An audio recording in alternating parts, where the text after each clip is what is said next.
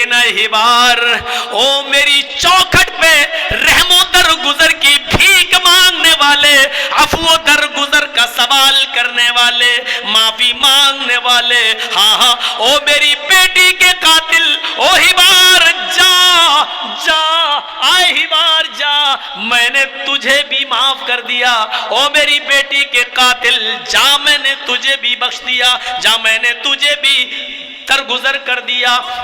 بہت جگہوں پر نام آیا ہے محمد رسول اللہ کا۔ دیش عرب بھرگلتا سہائے سوتیل بھرمگتو سنو گھگرائے، جب تک راجنیتی بھویہ پریتی دکھاوے، وہ راجنیتی کرے گا، سیاست کریں گے اور اپنا مت رکھیں گے، نرمی کی جگہ نرمی کریں گے اور سختی کی جگہ سختی کریں گے۔ اللہ کے رسول نے حقیقت میں نرمی کی جگہ نرمی کی اور سختی کی جگہ سختی بھی کی۔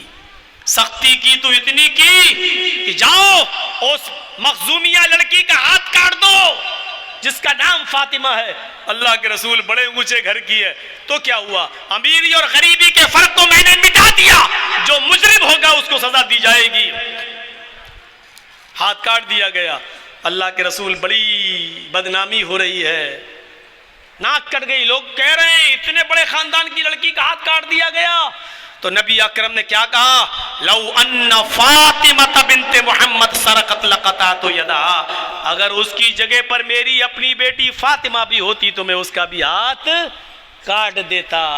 سختی کی تو اتنی سختی کی اور نرمی کی تو اتنی نرمی کی کہ اپنی بیٹی زینب کے پیٹ پہ تیر مارنے والے ہبار ابن اسود، جس نے تیر مار کر زینب کے پیٹ کو پھاڑ دیا تھا اور زینب کے پیٹ کا بچہ زمین پر گر گیا تھا، زینب بے ہوش تھی، ان کو اس حال میں مدینہ لایا گیا، بچہ ان کا ضائع ہو چکا تھا، ہوش آیا اور جب ان کو صدمہ اس بات کا لگا، لاحق ہو گیا، جب پتہ چلا کہ میرا پیٹ کا بچہ ضائع ہو گیا تو وہ اس صدمے کو برداشت نہ کر سکی اور انتقال ہو گیا۔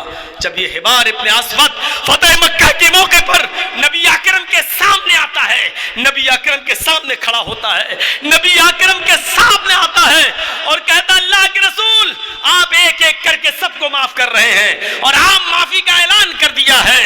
حضرت سعد کے جملے الیوم یوم الملحمہ، آج کا دن تو بوٹی بوٹی کر دینے کا، ٹکڑے ٹکڑے کر دینے کا دن ہے۔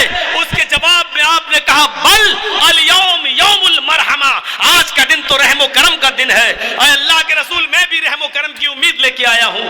آپ نے فرمایا تمہارا جرم کیا تھا؟ کہا اللہ کے رسول نہ سنیے تو اچھا ہوگا۔ فرمایا نہیں، ہر مجرم اپنا جرم بتاتا جا رہا ہے اور میں معاف کرتا جا رہا ہوں، میں وعدہ کرتا ہوں تو میں بھی معاف کر دوں گا، اپنا جرم بتاؤ۔ کہا اللہ کے رسول میرا جرم یہ ہے کہ آپ کی بیٹی زینب جس اونٹنی پر بیٹھی تھی، میں نے اس اونٹنی کو زخمی کرنا چاہا تھا لیکن نشانہ چوک گیا اور تیر آپ کی بیٹی کے پیٹ پہ لگتا ہے، پیٹ پھٹ جاتا ہے، آپ کی بیٹی زمین پہ گرتی ہے، پیٹ کا بچہ حمل ساکت ہو جاتا ہے۔ میرے بھائیوں، رسول رحمت پڑھی ابوالکلام آزاد کی، نقشہ کھینچتے ہیں مولانا ابوالکلام آزاد، لکھتے ہیں کہ اس کے بعد اللہ کے رسول صلی اللہ علیہ وسلم کا چہرہ سرخ ہونے لگا، پیشانی پہ پسینہ آنے لگا۔ کہا اللہ کے نبی جب مدینہ میں آپ کی بیٹی کو پتا چلتا ہے کہ پیٹ کا بچہ ضائع ہو گیا، وہ اس صدمے کو برداشت نہ کر سکی اور اس کا انتقال ہو گیا۔ نبی اکرم کی آنکھوں میں آنسو آ جاتے ہیں اور کہتے ہیں اے ہبار، کیا تیرا نام ہبار ہے؟ کہنے لگا ہاں۔ آپ نے کہا اے ہبار ابن اسود، 13 سال نبوت کے بعد میں مکے میں رہا، 10 سال میں مدینے میں رہا، 13 سال مکے میں ستایا گیا، 10 سال مدینے میں بھی پریشانیوں سے گزرنا پڑا۔ اس 13 اور 10 23 سال میں مجھے جو تکلیفیں پہنچی ہیں، اگر وہ ترازو کی ایک سائیڈ میں رکھ دی جائیں اور ایک دن جس دن تو نے میری بیٹی کا پیٹ پھاڑا اور میری بیٹی نے میرے ہاتھوں میں دم توڑا، آئے بار اس ایک دن کی تکلیف کو اگر ترازو کے ایک پلڑے میں رکھ دیا ترازو اٹھائی جائے تو 13 سال اور 10 سال مدینے کے 23 سال کی تکلیفوں کا پلڑا اٹھ جائے گا اور اس ایک دن کی تکلیف کا پلڑا جھک جائے گا. لیکن اے بار او میری چوکھٹ پہ رحم و درگزر کی بھیک مانگنے والے, عفو و درگزر کا سوال کرنے والے, معافی مانگنے والے, ہاں ہاں او میری بیٹی کے قاتل, او ہبار جا جا, آئے ہبار جا, میں نے تجھے بھی معاف کر دیا. او میری بیٹی کے قاتل جا, میں نے تجھے بھی بخش دیا, جا میں نے تجھے بھی درگزر کر دیا. وہاں ہاتھ کاٹ رہے ہیں اور یہاں اپنی بیٹی کے قاتل کو معاف کر رہے ہیں. راجنیتی بھوے پریتی دکھاوے, وہ سیاست کریں گے اور اپنے طریقے سے سختی کی جگہ سختی کریں گے اور نرمی کی جگہ نرمی کریں گے. اس کے بعد یہ منتر ہے, جب تک مدی کویا بنا محمد پار نہ ہویا, جب تک میٹھی آواز اس دنیا میں باقی رہے گی, جب تک میٹھی آواز یعنی قرآن اس دنیا میں باقی رہے گا, بنا محمد پار نہ ہویا, اس وقت تک قرآن کو بغیر محمد رسول اللہ کے سمجھ نہیں سکو گے. اس لیے بغیر محمد کی اطاعت کیے ہوئے تم پار نہ ہو سکو گے, اپنے جیون کو کامیاب نہیں بنا سکو گے, اپنی موت کو کامیاب نہیں بنا سکو گے, مرنے کے بعد کی زندگی کو فتح نہیں کر سکو گے جب تک تم محمد رسول اللہ کی اطاعت نہیں کرو گے. اسی کو اللہ کے نبی نے فرمایا, کل امتی یدخلون الجنہ الا من ابا, میری پوری کی پوری امت جنت کے اندر داخل ہوگی الا من ابا, لیکن وہ نہیں جو انکار کرے گا.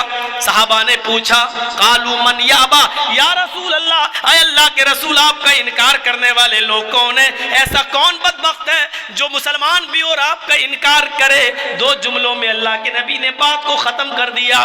من اتانی دخل الجنہ, جو میری اطاعت کرے گا, میرے بتائے ہوئے راستے پہ چلے گا, وہ جنت کے اندر داخل ہوگا. ومن عصانی فقد ابا, اور جس نے میری نافرمانی کی اس نے میرا انکار کر دیا. بس جس نے میری نافرمانی کی وہ میرا منکر ہے. یہ کہہ کر آپ نے بات ختم کر دی. من اطاعنی دخل الجنہ, جو میری اطاعت کرے گا وہ جنت کے اندر داخل ہوگا. کتنی جگہ محمد کا نام آیا ہے, گن نہیں پاؤ گے آپ. اب یہ پہلی چیز ہے, ابھی ایک ہی چیز ہوئی ہے. ابھی ہم نے نماز کی طرف نہیں آ رہے ہیں, نماز کا بھی ذکر ہے ہندو دھرم کی کتابوں میں. ابھی ہم زکوٰۃ کی طرف نہیں آئے ہیں, زکوٰۃ کا بھی ذکر ہے ہندو دھرم کی کتابوں میں. ابھی ہم روزے کی طرف نہیں آئے ہیں, روزے کا بھی ذکر ہے ہندو دھرم کی کتابوں میں. ابھی ہم حج کی طرف نہیں آئے ہیں, حج کا بھی ذکر. اسلام کی بنیادی 5 چیزیں جو اسلام کی بنیاد ہیں, اساس ہیں, اسلام کے پلر ہیں, کھمبے ہیں, اور پورا اسلام جس پر ٹکا ہوا ہے, یہ پورا کا پورا اسلام جو آدم سے لے کر محمد رسول اللہ لے کر تک سارے نبی لے کے آئے, یہ ہندو بھائیوں کے اندر بھی موجود ہے. اسی لیے تو اللہ نے کہا ہے وَمَن يَبْتَغِ غَيْرَ الْإِسْلَامِ دِينًا فَلَن يُقْبَلَ مِنْهُ, جو اسلام کو چھوڑ کر کوئی دوسرا دین تلاش کرے گا, جو اسلام کو چھوڑ کر کوئی دوسرا راستہ اختیار کرے گا, فَلَن يُقْبَلَ مِنْهُ, وہ راستہ اس کا ہرگز قبول نہیں کیا جائے گا, ایکسپٹ نہیں کیا جائے گا. اسلام کو چھوڑ کر دوسرے راستے پہ چلنے والوں, وَهُوَ فِي الْآخِرَةِ مِنَ الْخَاسِرِينَ, آخرت کے اندر یہ لوگ سخت نقصان اٹھانے والوں میں سے ہوں گے. یہ لیجئے